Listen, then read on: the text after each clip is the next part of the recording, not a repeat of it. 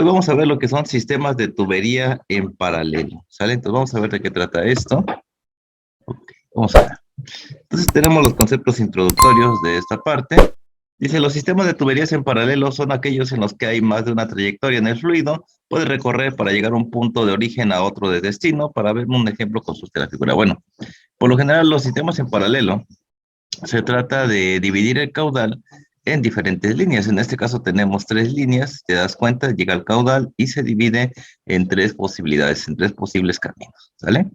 Una vez que supera esta sección, vuelve a juntarse y llega al punto número 2. O sea, digamos que el caudal que tenemos aquí, aquí y aquí, la suma de ellos es el caudal que tenemos aquí. Y lógicamente el caudal que tenemos aquí debería ser en teoría el mismo que tenemos acá. Lo único que hace es dividirse el caudal en las tres líneas, ¿sí? Ya habíamos visto un caso similar por ahí en otro tema, donde teníamos un caudal y se dividían dos ramas, una de 100 y una de 50 mililitros, perdón, milímetros.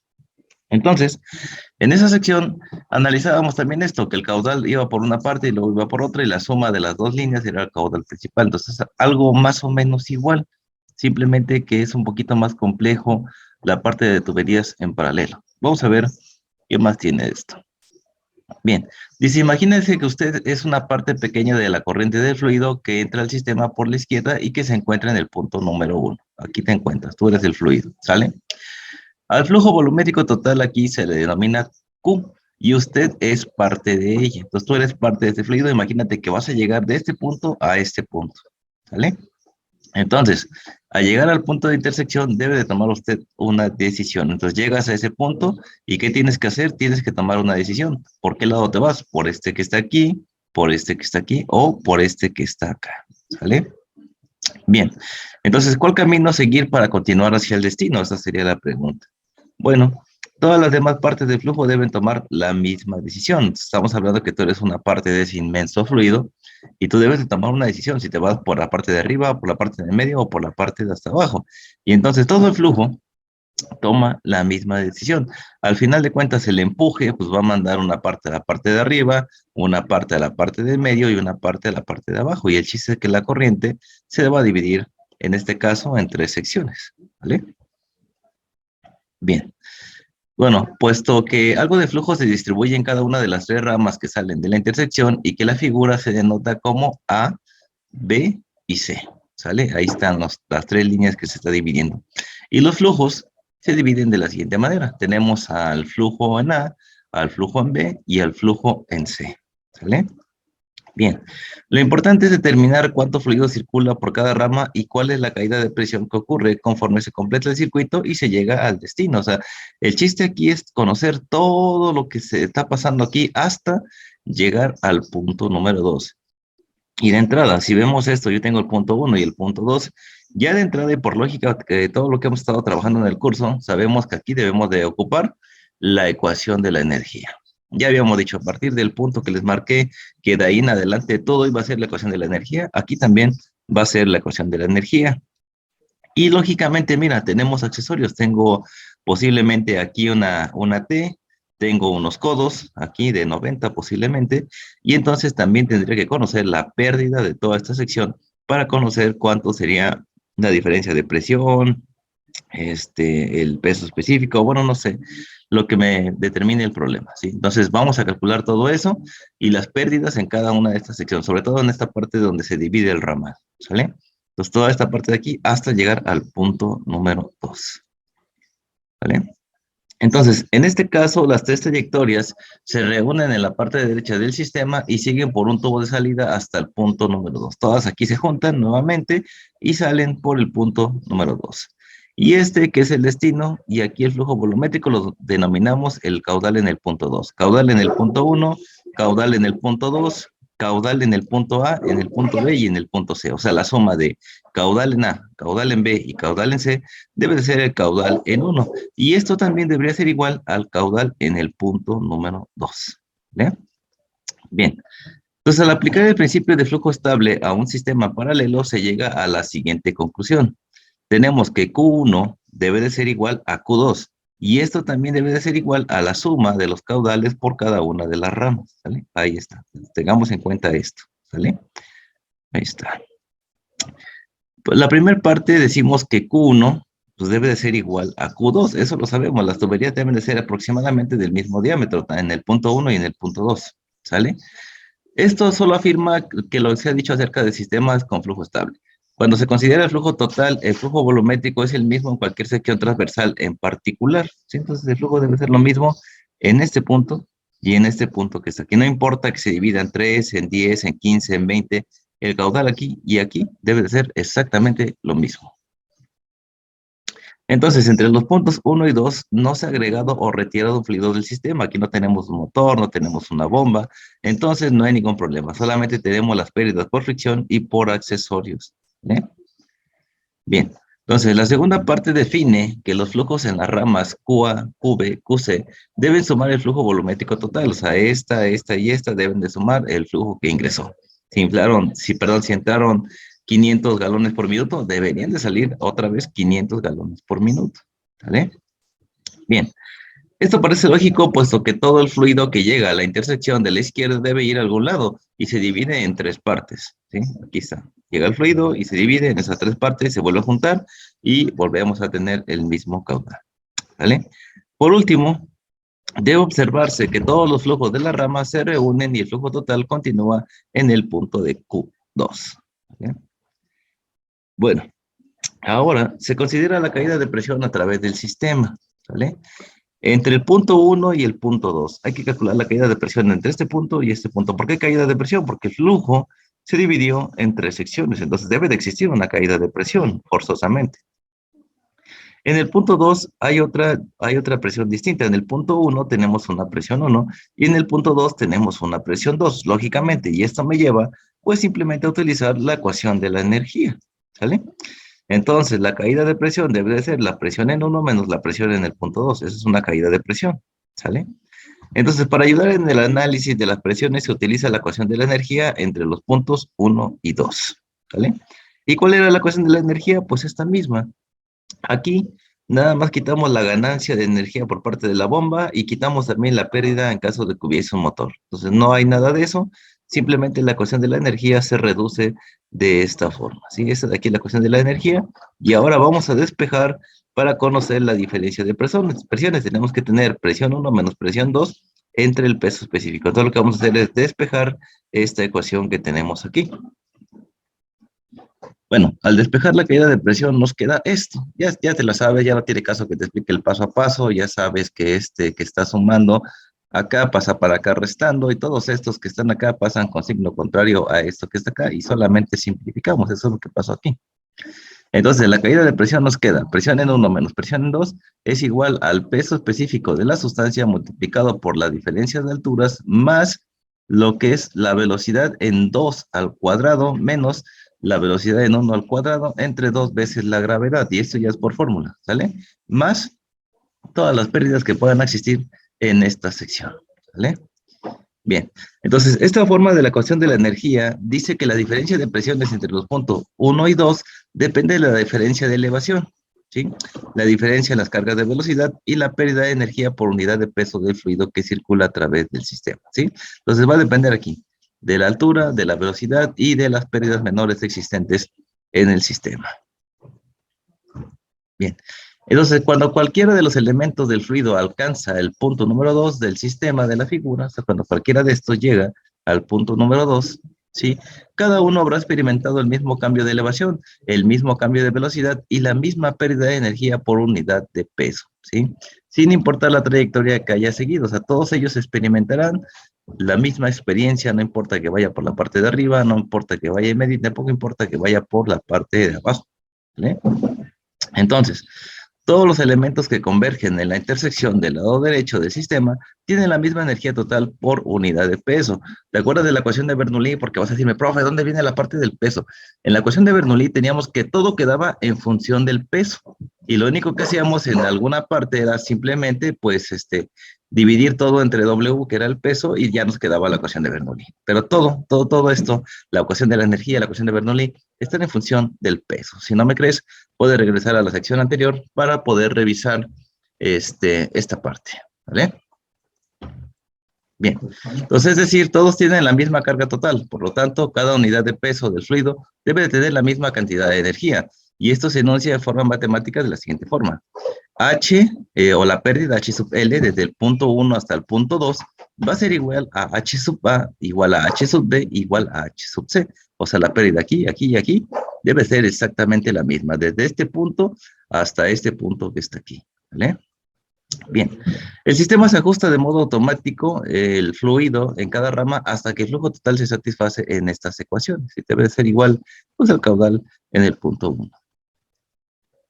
Bien, ahora veamos, aquí tenemos un sistema con 3 ramas y aplica exactamente lo mismo, nada más que aquí podríamos tener accesorios, se los comentaba yo en la clase pasada. Aquí puede haber un intercambiador de calor, podría haber otro equipo y aquí otro equipo. Obviamente, para saber la pérdida, simplemente hay que conocer el valor de K de ese equipo multiplicado por la carga de velocidad, ¿sale? Pues vemos qué sucede en un sistema de 2 ramas.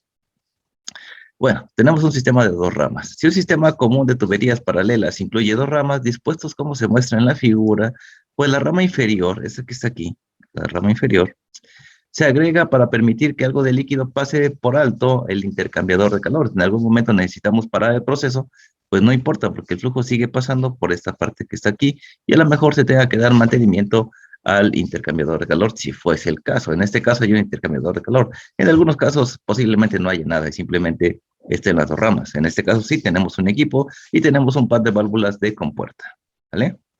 Ok. La rama también podría usarse para aislar el intercambiador de calor, permitiendo flujo continuo mientras que se realiza el mantenimiento del equipo, lo que te comentaba, ¿no? En algún momento va a haber que parar esto, pero no importa, el flujo sigue trabajando de manera natural, ¿vale? Bueno, el análisis de este tipo de sistemas es relativamente simple y directo, aunque normalmente se requiere cierta iteración, entonces hay que estar haciendo ahí unas propuestas para poder calcular los caudales, ¿vale?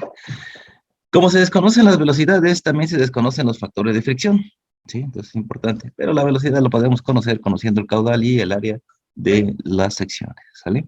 Bueno, los sistemas paralelos que tienen más de 2 ramas son más complejos porque hay muchas más cantidades desconocidas que ecuaciones que relacionan las incógnitas, pero bueno, no hay ningún problema, se puede resolver todo. Hay que hacer algunas iteraciones para poder calcular todo lo que vamos a ver, ¿vale?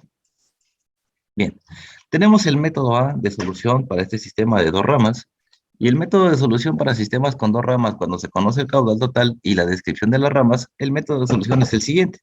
¿Cómo se resolvería el método A? Bueno, primero, compara el caudal total con la suma de los caudales de las 2 ramas como se indica en la ecuación. Entonces, primero tenemos que ver que el punto 1 debe ser igual a la suma de estos 2 caudales, ¿sale? O sea, Q1 tiene que ser igual al caudal en el punto 2 y esto tiene que ser igual a la suma del caudal en A más el caudal en B. Lo mismo que pasó en 3 ramas, solamente que ahora solo tenemos 2, ¿vale? Bien. Luego, expresa los flujos de las ramas como el producto del área de flujo y la velocidad promedio. O sea, es decir, lo siguiente. Mira, caudal es igual a velocidad por área. Entonces, yo quiero conocer el caudal en el punto A, pues tiene que ser la velocidad en este punto por el área en este punto. Si yo quiero conocer esta, también tendría que ser la velocidad en B por el área en B. ¿Vale? Ahí está. De esa manera podemos conocer los caudales aquí y aquí. Después me dice, después exprese la pérdida de carga en cada rama en términos de la velocidad de flujo en esa rama y el factor de fricción. Incluye todas las pérdidas significativas debidas a fricción y pérdidas menores. O sea, la pérdida por la tubería, que es la fricción, y la pérdida por cada accesorio que se encuentre en esa rama. ¿Vale? Bien. El punto número 3 dice, calcule la rugosidad relativa para cada rama, estime el valor del factor de fricción para cada rama y complete el cálculo de la pérdida de carga en cada rama en términos de las velocidades desconocidas. O sea, lo podemos dejar en función de la velocidad. Ya habíamos visto algo similar en otros ejemplos. Regreso otra vez, decíamos, lo dejamos en función de la velocidad de B o en función de la velocidad de A. Entonces es exactamente lo mismo, no es nada nuevo. Después me dice, igual es la expresión de las pérdidas de carga en las 2 ramas entre sí, como se indica en la ecuación. O sea, hay que igualar las 2 ramas. Entonces, igualamos y tenemos que la pérdida desde el punto 1 hasta el punto 2 va a ser igual a HA, o sea, las pérdidas que tenemos en esta rama, debe de ser aproximadamente igual a las pérdidas que tenemos en esta otra rama. Eso es lo que quiere decir esta ecuación que está aquí. El paso número 5 dice resolver para una velocidad en términos de la otra de la ecuación del paso 4. ¿Sí? Ahorita vemos todo esto. Sustituye el resultado del paso 5 en la ecuación del caudal desarrollada para el paso número 1 y resuelva para una de las velocidades desconocidas. Entonces ya sabes, la ponemos en función de A, o la ponemos en función de B, o en función de C, dependiendo cómo las quieras tú calcular. Bueno, el paso 7 dice, resuelva para la segunda velocidad desconocida de la relación desarrollada para el paso 5. O sea, ya que conoces la velocidad en A o en B, ya nada más con las ecuaciones que tienes, despejas la otra velocidad y calculas. Así de simple, ¿vale? El paso número 8 dice, si hay dudas sobre la presión del valor del factor de fricción usado en el paso número 2, calcule el número de Reynolds para cada rama y reevalúe el factor de fricción con el diagrama de Moody o calcule los valores para los factores de fricción. Entonces aquí, si algo está mal, hay que volver a hacer los mismos cálculos y proponer otros valores hasta que todo se ajuste. El paso número 9 dice, si los valores del factor de fricción han cambiado significativamente, repite los pasos del 3 al 8, utilizando nuevos valores para el factor de fricción. Aquí, en el último caso, en el 8, el cálculo que tú tienes para el factor de fricción tiene que ser igual al que estás proponiendo. Si no es igual, hay que volver a repetir todos los pasos. Y por eso que yo te recomiendo mejor usar hojas de cálculo para que en automático hagas los cálculos y no estés haciendo millones y millones de páginas con cálculos, ¿no? Entonces, vamos a ver. El punto número 10 dice, cuando se haya logrado una precisión satisfactoria, use la velocidad ahora conocida en cada rama para calcular el caudal volumétrico para esa rama. Verifique la suma de los caudales volumétricos para asegurarse de que sea igual al flujo total del sistema, o sea, que sea igual a Q1 o que sea igual a Q2, la suma de las dos ramas, ¿vale? Bien, el paso número 11 dice, utilice la velocidad en cualquiera de las ramas para calcular la pérdida de carga a través de esa rama, empleando la relación adecuada del paso número 3, o sea, calcula las pérdidas sin ningún problema, ¿no? Esta pérdida de carga también es igual a la pérdida de carga en todo el sistema ramificado, ¿sale? Puede calcular la caída de presión del sistema si lo desea, utilizando la relación que ya habíamos propuesto hace un rato, ¿sale? La diferencia de presión es igual al peso específico por la pérdida. Esto es una ecuación que ya tienes desde temas más atrás, pero bueno, la puedes calcular también de esa manera sin ningún problema. Y bueno, para muestras, si ya vimos que son muchos pasos, es mucho relajo, hay que hacer muchos cálculos, muchas iteraciones, si no me sale, tengo que volver a repetir los pasos del 3 al 8 hasta que el factor de fricción sea satisfactorio. Una vez que es satisfactorio, hay que calcular los caudales en cada rama, sumarlos y verificar que eso sea igual al caudal de entrada. Entonces, vamos a ver. Dice, problema modelo número 1, sistemas en paralelo. Dice, en la sección 1 fluye por una tubería de acero 2 pulgadas, de 2 pulgadas, cédula 40. Eso ya me da bastante ventaja, ¿no? Tubería de acero 2 pulgadas, cédula 40, pues puedo ir al apéndice F y sacar todos los datos necesarios. Aparte me dice que hay 100 galones por minuto, o sea, ya me está dando el caudal en el punto número 1. Y el agua está a 60 grados Fahrenheit, ¿sale? Otro dato importante que hay que tener en cuenta, el intercambiador de calor en la rama A tiene un coeficiente de K igual a 7.5. Entonces, este intercambiador tiene un valor de K de 7.5 que hay que multiplicar por la carga de velocidad, ¿vale? Entonces, con base en la carga de velocidad de la tubería, las 3 válvulas se encuentran abiertas por completo. Si estas 3 válvulas, esta y esta, se encuentran abiertas por completo. Pero ojo aquí, estas dos son válvulas de compuerta para la pérdida. Entonces hay que ir a mi tablita de accesorios LE entre D y buscar cuánto es el valor de estas válvulas de compuerta completamente abiertas y también cuánto es el valor de la válvula de globo completamente abierta. Estas, si no mal recuerdo, son 340. De estas no recuerdo ahorita el dato, pero puedes ir a tu tabla y verificar esto que está aquí. ¿Sale? Bien. Ahora, dice la rama B es una línea de desviación que descompone una tubería de acero de 1,25 pulgadas. Es una tubería de 1,25 pulgadas, cédula 40. Entonces simplemente voy al apéndice, calculo todo lo necesario para 2 pulgadas y para 1,25 de pulgada. Eso me lo va a dar el apéndice directamente. También me dice que los codos que tenemos aquí son estándar, los de 90 grados, ¿sabes? Codos estándar de 90, listo. La longitud de la tubería entre los puntos 1 y 2 en la rama B es de 20 pies. O sea, la longitud que hay aquí es de 20 pies, ¿vale? Debido al tamaño del intercambiador de calor, la longitud de la tubería de la rama A es muy corta y es posible ignorar las pérdidas por fricción. Prácticamente aquí es puro intercambiador. Entonces aquí, como esta tubería es pequeña y esta tubería es pequeña, pues se ignoran las pérdidas de fricción en ese punto. Solamente cuando tenemos equipos de este tamaño o como el ejemplo que estás viendo. Si no, sí habría que calcular la pérdida por fricción en este caso, como lo veíamos en 3 ramas, no teníamos ningún intercambiador, y entonces sí tendríamos que calcular pues, la pérdida por fricción. En este caso, como el intercambiador es demasiado grande, vamos a ignorar en este punto las pérdidas por fricción. Bien, entonces para este arreglo determina lo siguiente: el flujo volumétrico del agua en cada rama, o sea, en esta y en esta. Ya me dieron este punto, acuérdate que me dieron en el problema cuánto vale el caudal en el punto 1. Me pide calcular el flujo volumétrico aquí y aquí, ¿sale?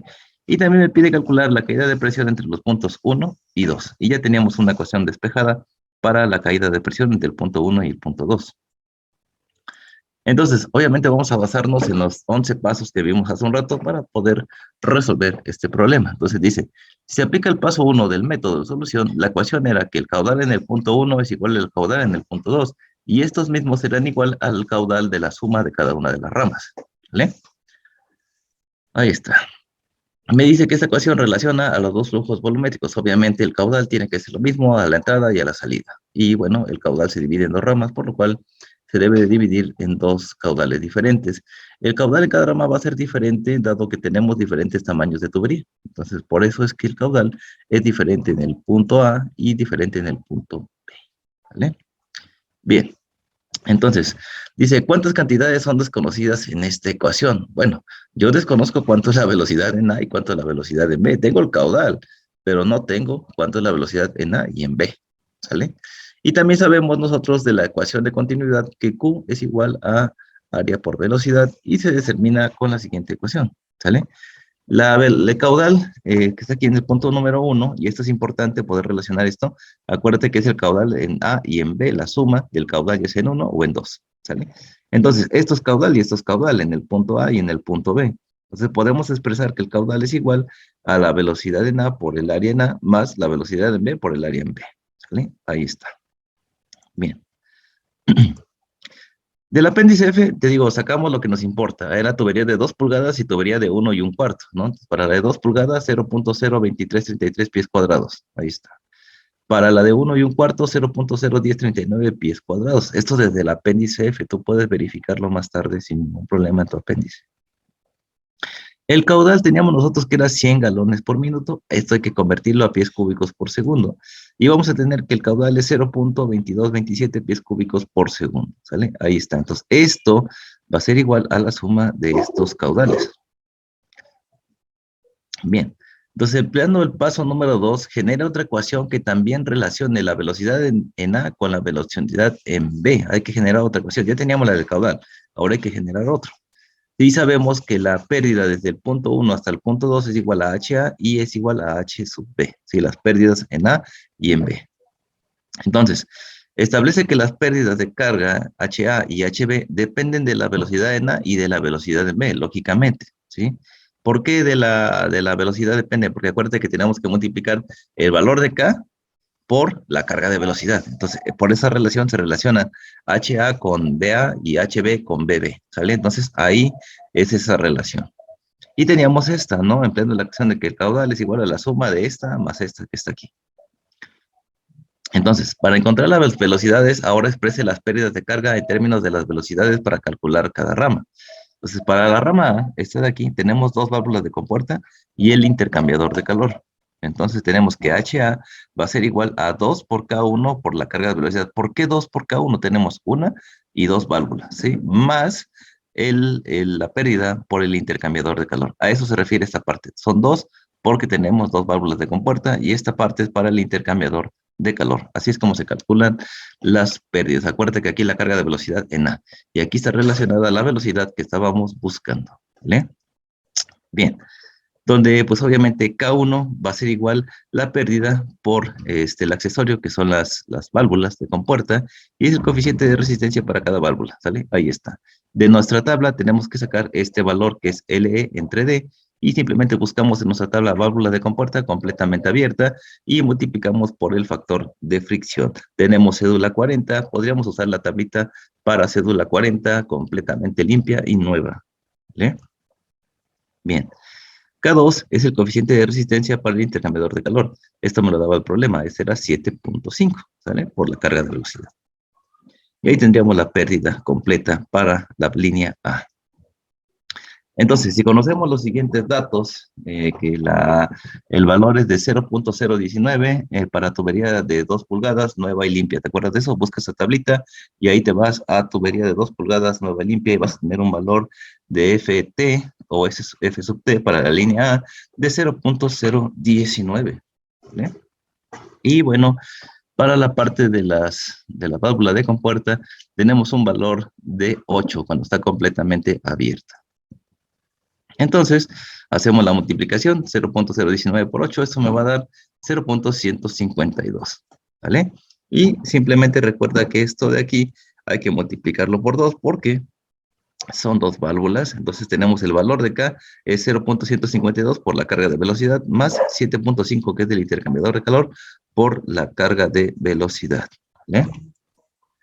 Y bueno, finalmente tenemos que la pérdida va a ser 7.804 por la carga de velocidad. Se deja en términos de la velocidad porque desconozco cuánto vale la velocidad en este momento, ¿sale? Entonces simplemente multiplico este por este y le sumo este que está aquí y me va a dar este valor que está acá. Y lo demás queda indicado como la carga de velocidad, ¿vale? Y ahí tenemos para la primera rama.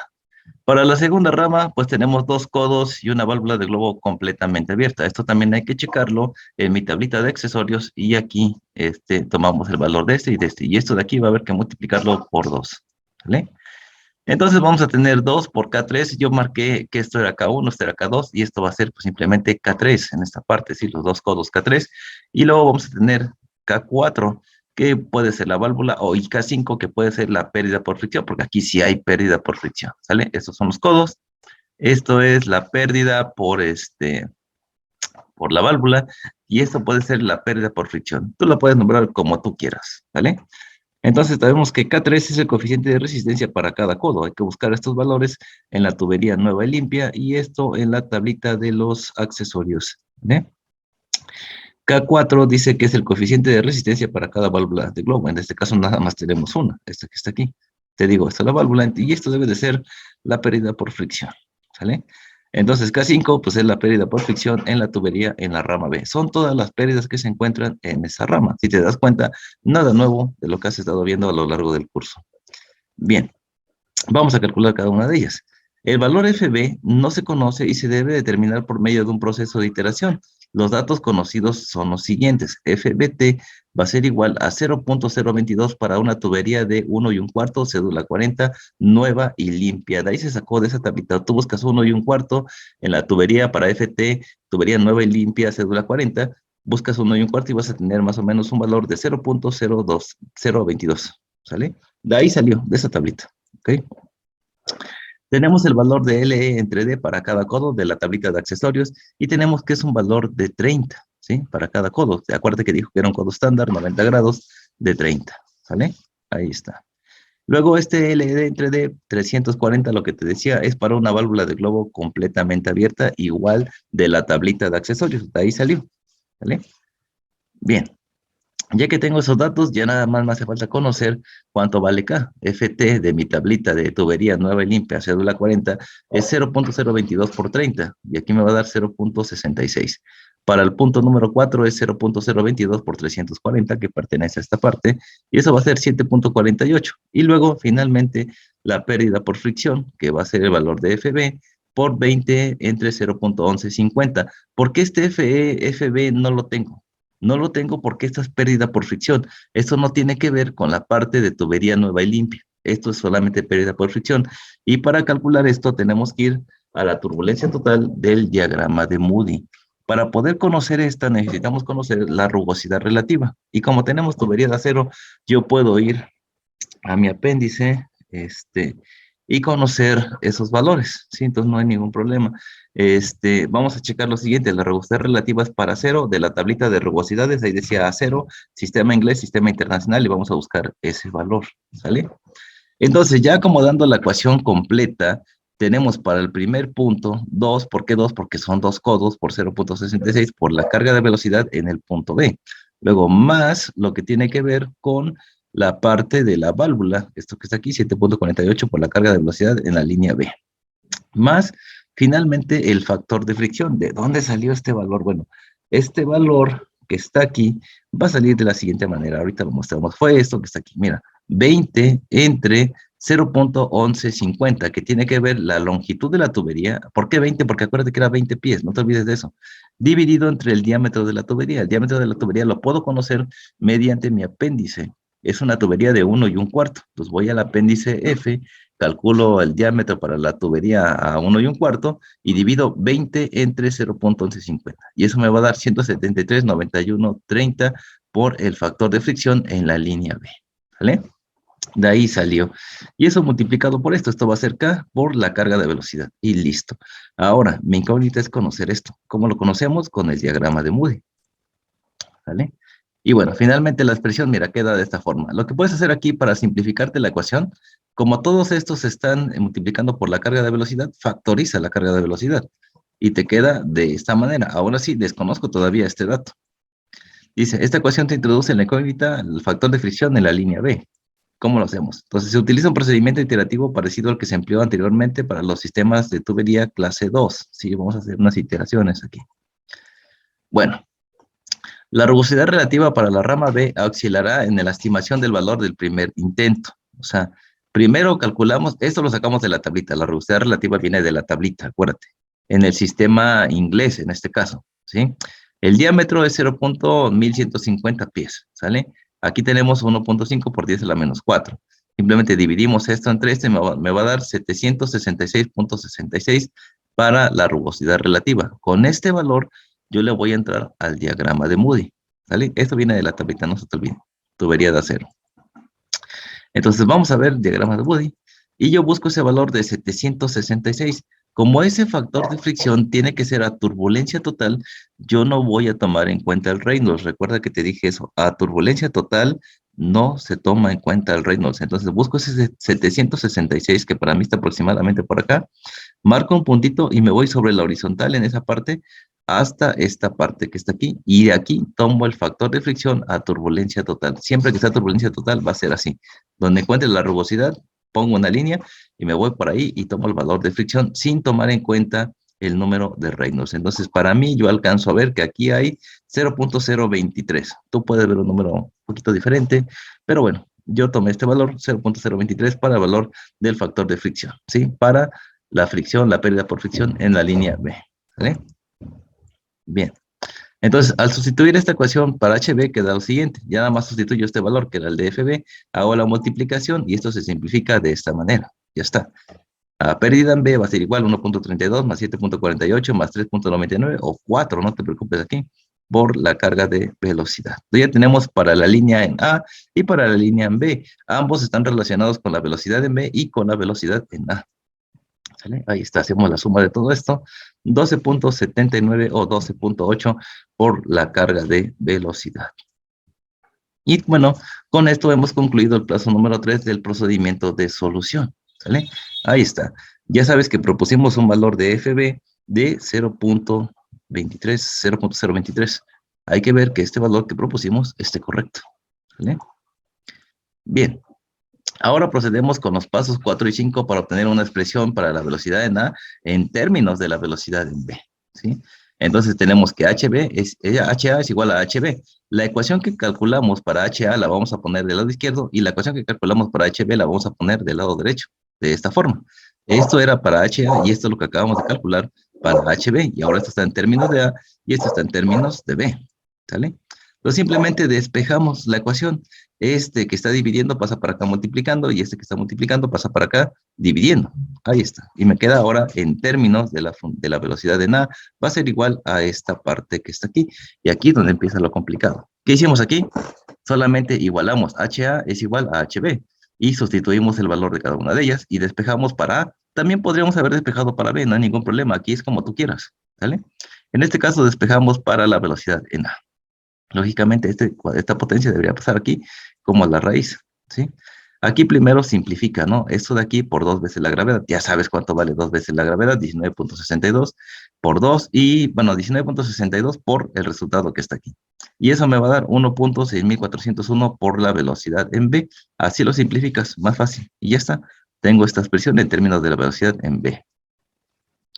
Y bueno, finalmente pasamos la potencia como la raíz y sacamos la raíz de esto. Obviamente, como este está al cuadrado, va a quedarme solamente la velocidad en v. Listo, ya está. Entonces, en este momento se combinan las ecuaciones para calcular las velocidades para los pasos 6 y 7. ¿Sale? Bien, otra vez regresando a esta ecuación. ¿Te acuerdas de esto? El caudal es igual a la suma del caudal en A y en B. ¿Sale? Ahí está. Y entonces lo que hacemos es simplemente cuánto vale la velocidad en A, vale esto que está aquí. Y listo, sustituyo esa parte de ahí. Yo ya puedo conocer, gracias a mi apéndice, pues el área en A y el área en B, que de hecho ya las tenía anteriormente, ¿sí? Y con esto puedo despejar la velocidad en B, porque el caudal ya lo conozco, ¿te acuerdas? Eran 0.020 y tantos, ¿te acuerdas? Lo calculamos hace un rato, ahorita lo vemos.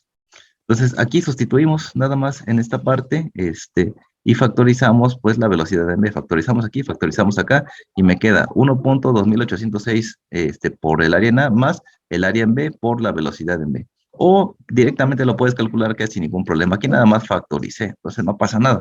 Eso ya depende de cada uno de ustedes.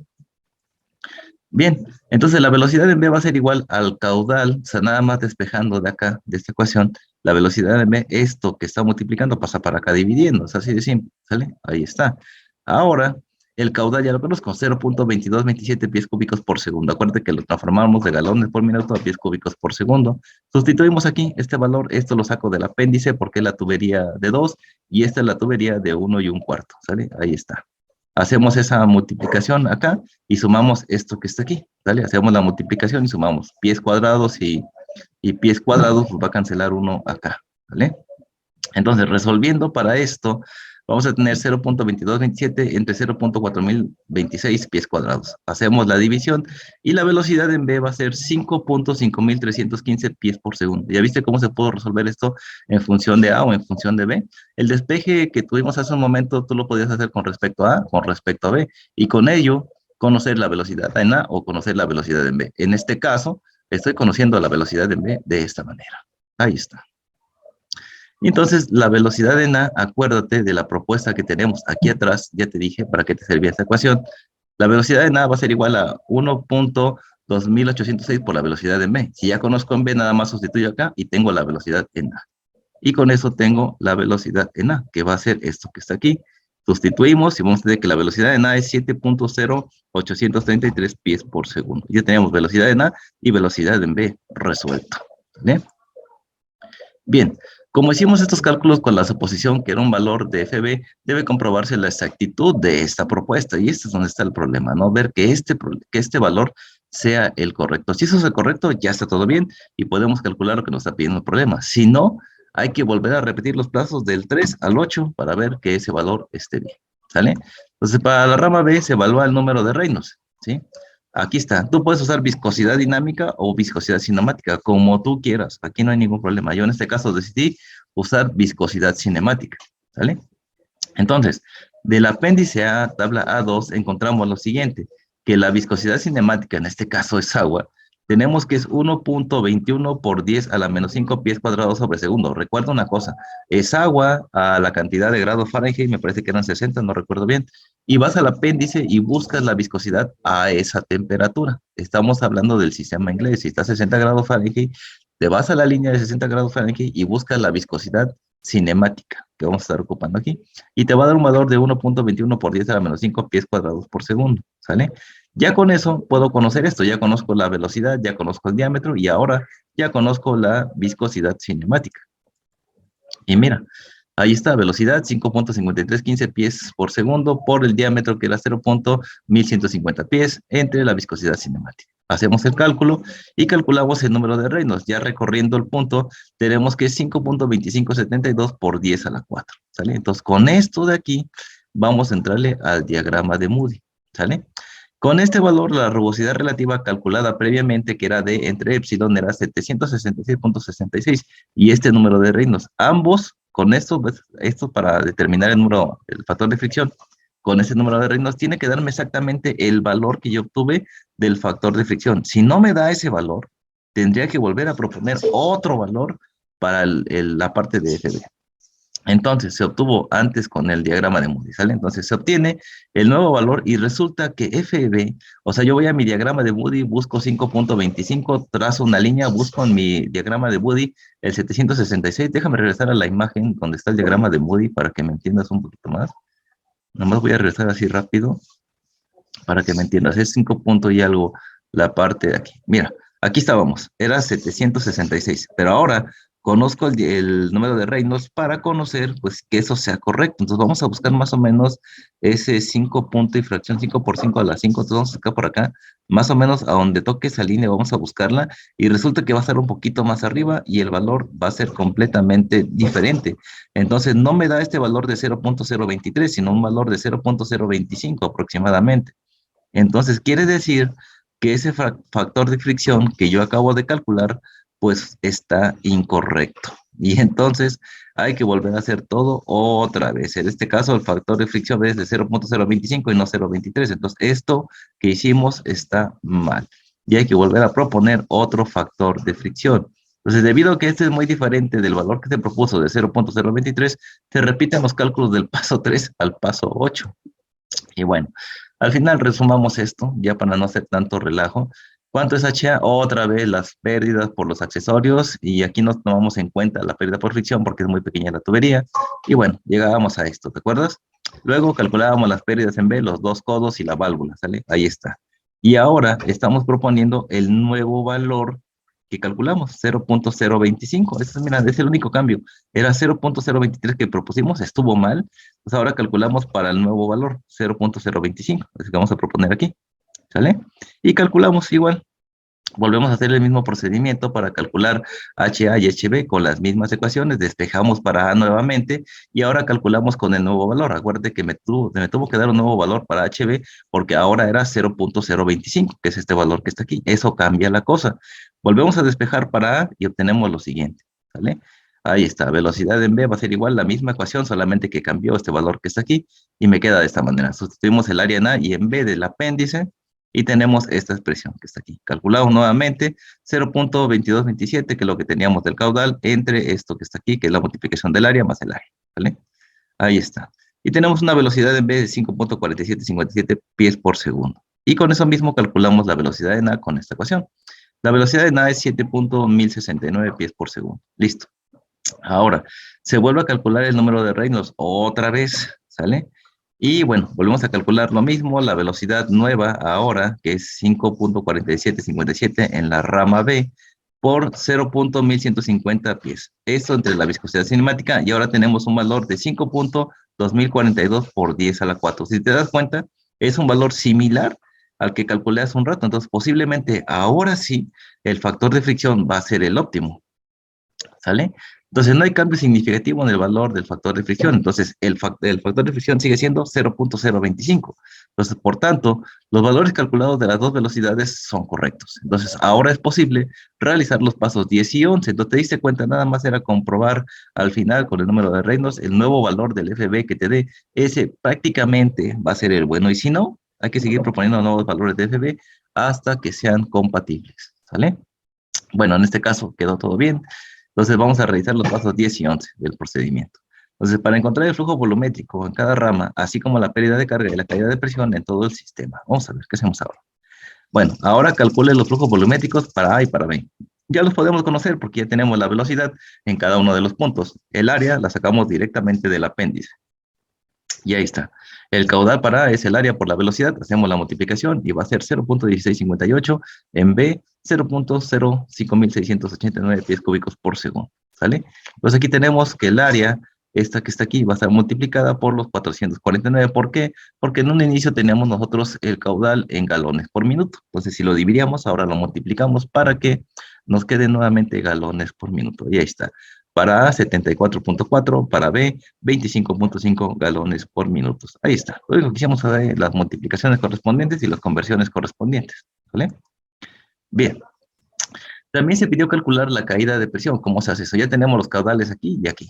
Y ahora me hace falta conocer la pérdida de presión. Y eso lo hacíamos con la ecuación de la energía. Se escribe la ecuación de la energía con los puntos 1 y 2 como referencia debido a que en ellos las velocidades y elevaciones son las mismas y la ecuación de la energía simplemente es lo siguiente. ¿sale?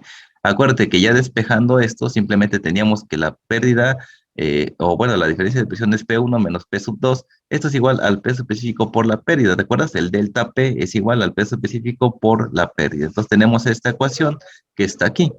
Y simplemente resolvemos para esto. ¿Cómo conocemos la pérdida? Pues la pérdida es igual a HA y HB. O sea, la pérdida tiene que ser igual en esos dos puntos.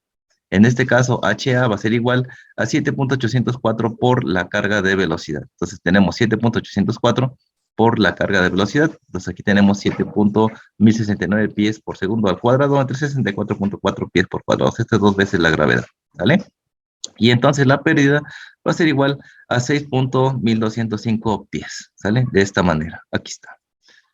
Y ahora, bueno, observe que aquí no se tomó en cuenta las pérdidas menores de las dos T's, por lo tanto, se tiene lo siguiente, que la diferencia de presión, pues va a ser igual, sustituimos aquí el peso específico del agua a la temperatura que se nos dio, 62.4, multiplicado por la pérdida que acabamos de calcular con esta forma, ¿sí? Acuérdate que la pérdida se calcula de esta manera, ¿sale? Ahí está. Y vamos a tener que la diferencia de presión va a ser de 2.6522 PSIG. PSIG porque el sistema no está presurizado, ¿sale? Entonces manométrico. Y ahí está la pérdida de presión. Y listo, problema resuelto. ¿Alguna duda, pregunta o comentario, chavos? Tedioso, ¿no? Te digo, es más fácil usar una hoja de cálculo. Para ese punto, cuando tenemos que cambiar el valor del FB, pues simplemente cambiamos un dato en mi hoja de cálculo, me recalcula todo en automático la hoja, me comprueba nuevamente el FB, y si todo está igual, entonces listo, problema resuelto. Y es más fácil con una hoja de cálculo que volver a calcular todo, eso es lo complicado.